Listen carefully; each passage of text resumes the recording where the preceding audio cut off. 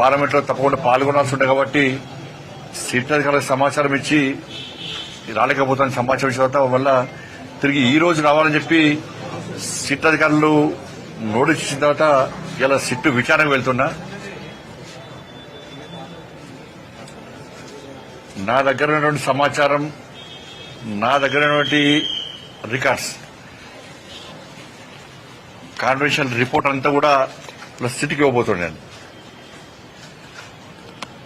ఒక కేంద్ర మంత్రి కాకుండా ఒక బాధ్యతాయుతమైనటువంటి ఒక పౌరునిగా నా దగ్గర పూర్తి సమాచారాన్ని సిట్కు అందజేసే ప్రయత్నం చేస్తున్నా. ఎందుకంటే తెలంగాణ రాష్ట్రంలో అందరికంటే ఎక్కువ అత్యధికంగా నా ఫోన్ కాల్సే ట్యాప్ చేయబడ్డాయి. అసలు మొట్టమొదటి ఫోన్ ట్యాపింగ్ విషయంలో ఫోన్ ట్యాపింగ్ బయటపడింది కూడా నేనే. అందరి నా ఫోన్లు, మా కుటుంబ సభ్యుల ఫోన్లు, మా సిబ్బంది ఫోన్లు, మా ఇంట్లో పనిచేసే వర్కర్ల ఫోన్లు, మా పార్టీ నాయకుల ఫోన్లు, మా పార్టీ కార్యకర్తల ఫోన్లు కూడా ఇలా కేసీఆర్ గారి ప్రభుత్వం ఇలా అన్ని కూడా ఫోన్ ట్యాప్ చేయబడ్డాయి.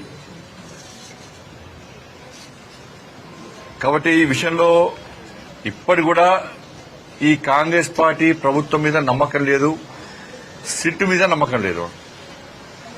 సిట్ అధికారులు పోలీసుల మీద తప్పుపడతలేము, అధికారులు మంచోళ్లే, కానీ వాళ్లను స్వేచ్ఛగా అధిక విచారణ చేసేటువంటి అవకాశం కాంగ్రెస్ పార్టీ ప్రభుత్వం, రేవంత్ రెడ్డి ప్రభుత్వం ఇస్తలేదు.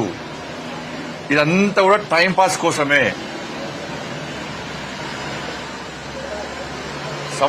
సంవత్సరాలు విచారణ పెట్టుకుని కాలయాపన చేస్తున్నది.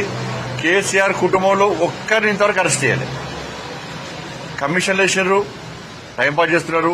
కమిషన్ రిపోర్ట్లు వచ్చినా చర్య తీసుకునే పరిస్థితి లేదు. కాబట్టి బీఆర్ఎస్, కాంగ్రెస్ ఇద్దరి మధ్య దోస్తానా, వాళ్ళిద్దరు కలిసి ఈ డ్రామాలు ఆడుతున్నారు. కాబట్టి దీని మీద నమ్మకం లేదు. అందుకే సిబిఐ విచారణ జరపాలని చెప్పి మేము డిమాండ్ చేస్తున్నాం. మిగతా అన్ని విషయాలు కూడా ఆ విచారణ అనంతరం మీకు వచ్చే అన్ని విషయాలు బయట చెప్తారు. ఇవాళ ఫోన్ ట్యాపింగ్ కేసులో సిట్ కు వాంగ్మూలం ఇవ్వనున్నారు కేంద్ర మంత్రి బండి సంజయ్. దీనిపై గతంలోనే సిట్ విచారణకు పిలిచినా పార్లమెంటు సమావేశాల కారణంగా రాలేకపోయానని చెప్పారు. ఇవాళ దీనిపై తన దగ్గరున్న ఆధారాలను అందిస్తారని చెప్పారు బండి సంజయ్.